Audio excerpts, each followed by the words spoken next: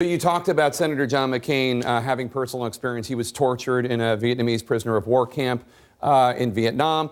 He's been an outspoken critic of Haspel. I want you to take a listen to a military commentator, retired Air Force General Thomas McInerney, talking about John McCain and how torture works on Fox Business Channel.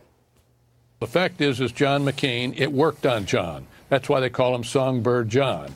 Okay, first of all, nobody calls him Songbird John except for crazy people and jerks, and I'm using my language carefully here. The host of the show, Charles Payne, has apologized for not challenging General McInerney. Jeffrey Toobin, your response? Well, I mean, of course, that's a sickening and disgusting comment. But, you know, we don't need Dick Cheney to talk about torture. How about the President of the United States? Donald Trump says we're going to do worse than waterboarding. You remember that during the campaign? So, I mean, this is not John McCain's Republican Party. It's Donald Trump's Republican Party. He's the one who's calling the shots. He's the one who wants someone running the CIA who was involved in the torture program. And the Republican Party is going to give it to him. Well, I mean, it's as simple as that. Yeah, Jeff, just to clarify their point, not just the president said she's qualified, but lots of folks on your side who are no supporter, on the Democratic side of the party, who are not supporters of this president. You had, General Hayden. You've had big critics of the president say Gina Haspel is incredibly qualified. Just like A Few Good Men, you need Gina Haspel on that wall. No, yeah, A Few Good Men was actually a movie. It wasn't in real life. Jeff, let me tell you.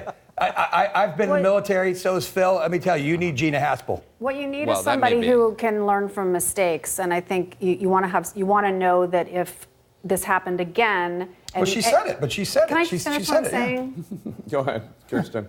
Seriously. Okay. I don't even remember what I say. You want somebody who's going to learn from mistakes, and that if something that we haven't even considered happens, that she's going to stand up to it, and that she's going to maybe challenge the president, or she's going to go to Congress and talk about it. And nothing that she said in her hearings would suggest she would do that. So, Phil, one of the other reasons. Oh, you got to be kidding me. Go ahead, Phil. You got to be kidding me. Go ahead. Didn't she just say yesterday, and I spent years with her, I saw her every day, didn't she just say we would not do it again? Yeah, I think she did. No, but I'm talking, I think she did, Phil. Phil, I'm talking about something that yeah, she said that, but what I'm saying is you want it in the future, if she can't say that was immoral, then I think it does make people wonder, well, what are her values then? Why would you disagree with the idea, Phil, that in 2018 it should be acceptable and easy for a CIA director to say that torture is immoral?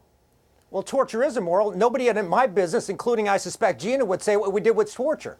So, of course, it's immoral. It's also against U.S. law. We would never do that. And if I admitted we did torture, you ought to arrest me. Well, what about enhanced interrogation techniques that are not currently used by the CIA? Is it fair for Gina Haspel to be asked, are those immoral? And if not, is it not fair for people like Kamala Harris or John McCain to say, if you can't say that's immoral, I'm not going to vote for you?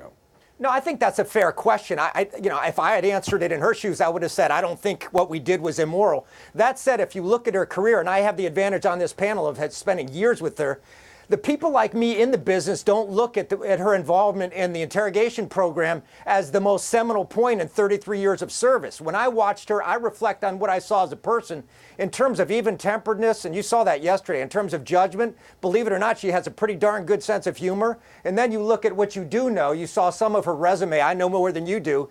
She was the best, one of the best I ever saw in the business. She's being judged by something Americans supported 16 years ago. And if you look at polling data, still support, and people are forgetting the lion's share of what I witnessed was a terrific professional who would say no. I guarantee it. And Jeff, she said that. And Jeffrey Toobin, go ahead. Well, I just think we ought to listen to what people say. And the President of the United States, Donald Trump, has said we should do waterboarding and worse. And if the circumstances arise again, we are going to do waterboarding and worse because he's the president and she'll do what he says. No, do you think that? Well, I think that's the concern, and the fact that she would not. And like I said, so prior to 9/11, nobody had even talked about waterboarding before, right? So that's the point. Like, you have to kind of know who you are before it happens. And so she's now said, okay, I'm not going to do that other thing that I did. But is there something else she's going to do? Look, I don't know. She clearly said, Phil was there. I watched the entire hearing. She said she wouldn't do it. They laid out, verse by verse. Would you do this? No. She said she wouldn't do it. I take her to word. She was under oath. All right, everyone, stick around. We got a lot more to talk about. How did President Trump go from calling Kim Jong-un names